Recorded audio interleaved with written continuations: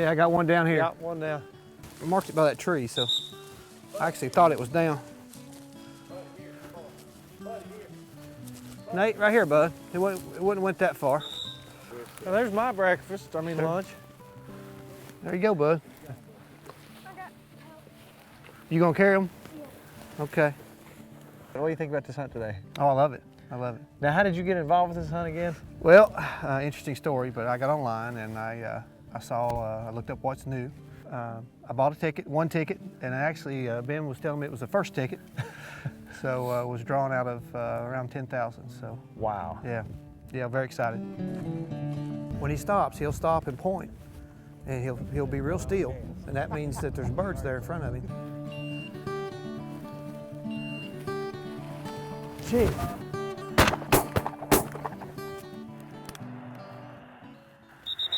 That was a bigger cut of birds. That was a good group of birds. How did this whole concept begin? How was Shaker Village brought into this whole concept? We formed a partnership with them in 2009. Prior to that, 2008 and before, this was mainly a beef cattle operation that they had going out here. Wasn't really meeting the objectives of the property, so they were looking for a new direction to go, and just so happened that we came on board. We were at the right place at the right time, and they've since turned this into more of a nature preserve type place, really managing for grassland type wildlife, quail, rabbits, songbirds. Before we started really doing all this habitat work, the property manager here, he's been doing bird surveys for several years, and he's got a pretty good knowledge of this property. I've actually been doing breeding bird surveys, so I have all the data of that for the last 6 years. So we knew we had a seed population of native quail here of about 9 to 10 birds on the 3,000 acres. And then of course when we started our conversions in the last 2 years, those numbers have really increased.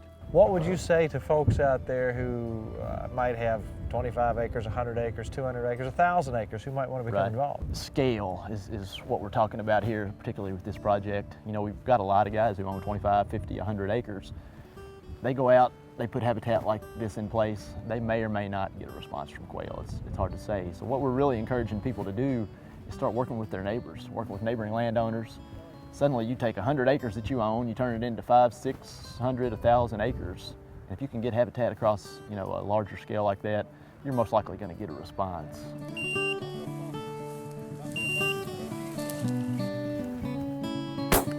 Good shot. Thank you. Is he out of school today, Nathan? He's out of school. But doesn't he hate missing school today? I did talk it over with his principal and teacher, so he's okay today. This is a Kentucky Afield learning project. That's right, he has to write a report. There you go. Yeah, he does. There you go. All right, let's go get another one. Let's do it. Part two.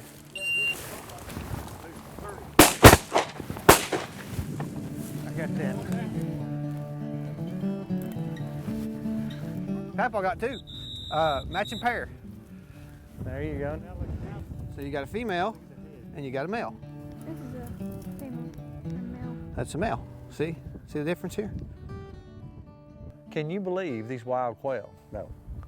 I mean, being a wild bird hunter for, you know, several years and just see the population just going down, and to see a project like this, I mean, it's exciting. And the rabbits running through here. Everything. Well, I mean, you don't know deer trails through it, everything. You don't know how hard I tried to stay off that trigger when those rabbits pop up. But I mean, if you think about it, we've found 2 coveys in just that small area right there. Just there. And how many coveys have we been in? Right. How many birds, how many individual birds have we seen? Absolutely. So, I mean, 60 birds? Oh yeah, easy.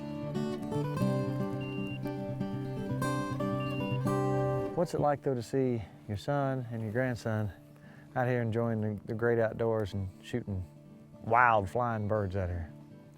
I can't think of nothing any better. Isn't it nice to see them coming up like you came great. up? Yes, it is. And to see wild birds instead of pen birds, these birds fly. Let me tell you what, these birds are on jet fuel today. They're ripping out of here, catching that wind. It's like the old days. It brings back some pretty good memories. You know what? If this keeps up, I might have to get me another dog. Good. Sound like we've got one going. No more doubles out of you. This guy right here is shooting doubles. We will have no more of that now. Dog's on.